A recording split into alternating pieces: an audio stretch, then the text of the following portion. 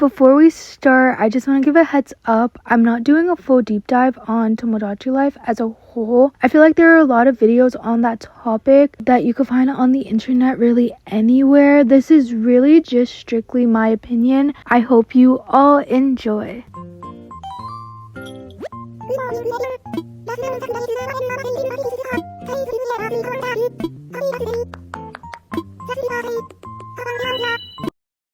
Introducing Tomodachi Life, the game where you make memes of your favorite people and watch the surprising things happen. Tomodachi Life was released in the United States and Europe on June 2014. The game is a whimsical social simulation by Nintendo where players created Mii characters to live on a wacky island. Prior to Tomodachi Life, the game Tomodachi Collection came out in 2009, which was a Japan exclusive game where players created Mii avatars to live on an island, form relationships, and experience randomized humorous events.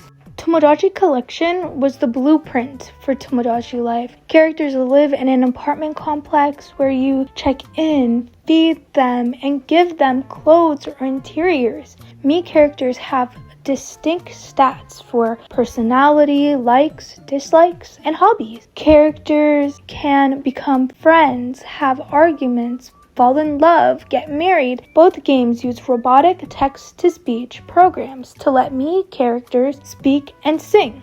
It also has quirky activities, apartment-based minigames, and periodic island events that occur in real time. The main differences between the games are that Tomodachi Collection uses 2D sprites and pixel art environments on the DS, while Tomodachi Life upgrades to 3D character models and rooms on the 3DS. Tomodachi Collection does lack the ability for married Miis to have children.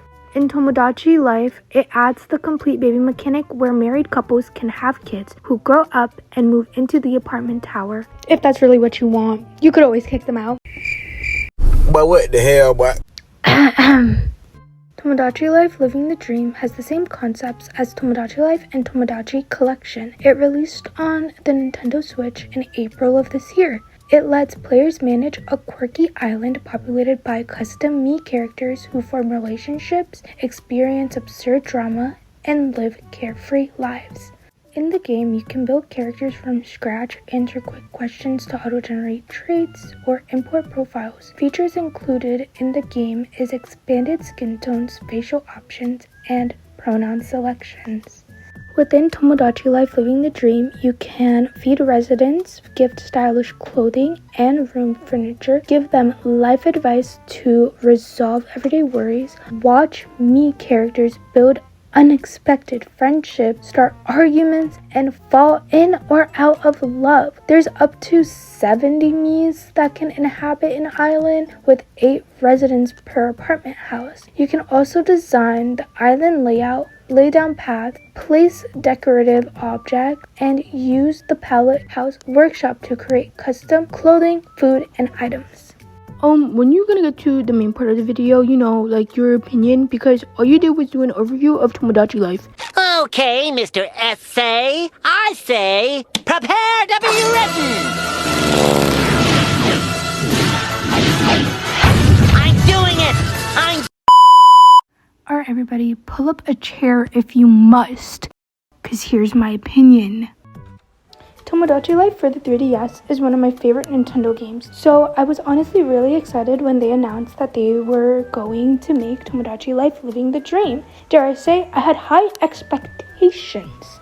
When they started posting for the game on Nintendo's Instagram, it hyped me up, okay? I thought this is going to be such a great game. We could see our Miis around the island, there was going to be more to do, and I thought it was going to be a very enhanced version of Tomodachi Life, just with a few differences. When the demo finally released, of course I played it, but I noticed a lot of things had changed. I wasn't expecting certain elements to be in the game, like the fountain to level up the island, which didn't really make sense to me, and the island expansions. Considering that I was coming from Tomodachi Life, those were things I could look over since I didn't think of them as such a big deal. Once the full game came out, I played for a few hours and then ultimately put it down. I just wasn't gravitating towards the game, but then I realized why. There were a lot of things missing from Tomodachi Life Living the Dream that I actually did miss from Tomodachi Life, like the concert hall, the apartments, and MiQuest. The concert hall was really fun because you could really showcase your creativity or even just be funny with it. Most people who used it posted videos of the songs they made.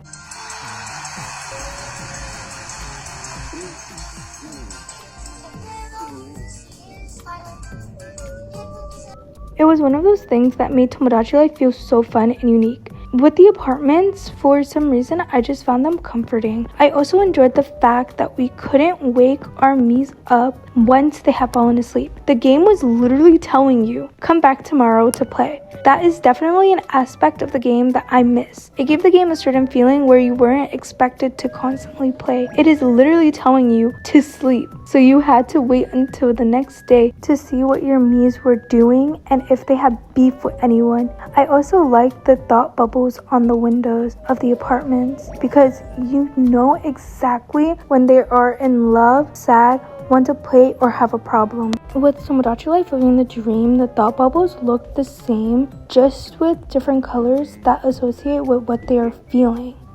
Now, let's talk about MiQuest. I absolutely loved that mini game. It has a special place in my heart. It was something totally different from the base game and came during a specific time. It was an RPG-like game that was in Tomodachi Life. Yes, I know we have Miitopia, but having that little mini game to look forward to was nice. It gave you something else to do than the usual gameplay. I also realized that Tomodachi Life Living the Dream began to become repetitive and I was getting really bored with what they had to offer. Of course, Tomodachi Life was repetitive as well, but I feel like they did it in a way that it didn't make you feel as bored with the game. For instance, your Miis needed you most of the time and the games they played with you weren't boring. There was always something about those little interactions that made you want to keep checking in. Another thing I don't like about Tomodachi Life Living the Dream is that they give you creative freedom to an extent. I feel like creativity is good,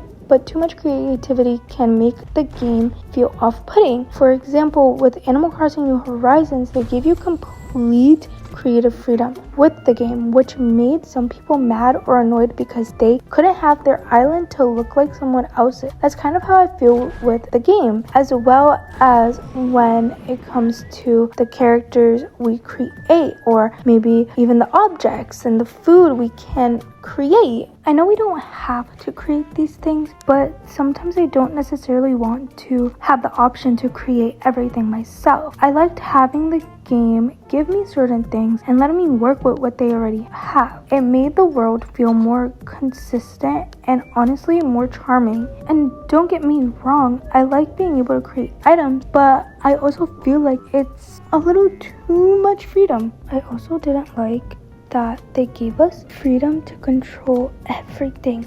I mean everything when it comes to the relationships with your Mii characters. If you want your characters to become friends, all you have to do is just move them together. I loved how in Tomodachi Life it made me want to come back to the game every day since something new was going on with your Mii's relationship. Let's say everyone was getting along the other night and the next day you have 2 to 4 characters hating each other. Also, you cannot share Mii characters anymore. Well, maybe I'm exaggerating. On Tomodachi Life, you can share characters with anyone and everyone with a special thing called a QR code. You are able to import people's creations onto your Tomodachi Island, but on Tomodachi Life, Living the Dream, you cannot do that, and I understand why. So instead of being able to import characters from anywhere, we got local import, which I'm not mad about, but the character sharing functionality was amazing on Tomodachi Life. If they do decide to bring it back, I think they should do it via online, like how we import clothes or paths from Animal Crossing New Horizons, or maybe we can still use QR codes where it would be through our phones and we have to scan the QR code through the Nintendo app to import it into the game. The last thing I didn't like was that they took away the baby mini games. Maybe it was to be more in tune with Tomodachi Collection, but for Tomodachi Life, that was one of my favorite mini games. When I went through social media, people were also saying the same thing about how much they miss the baby mini games. Now we have a cutscene for having a baby in the game, and I feel like that's such a downgrade from what we had. The baby mini games actually made you feel more involved, whereas now it feels like something that just happens and you watch. It's not necessarily bad, but compared to what we had before, this is the worst! Overall, I don't think Tomodachi Life Living the Dream is necessarily a bad game. I just think that when you come from a game like Tomodachi Life, you notice the things that made the original so special. The new game adds a lot of things, but at the same time, it took away some of the smaller features that gave the original game its charm.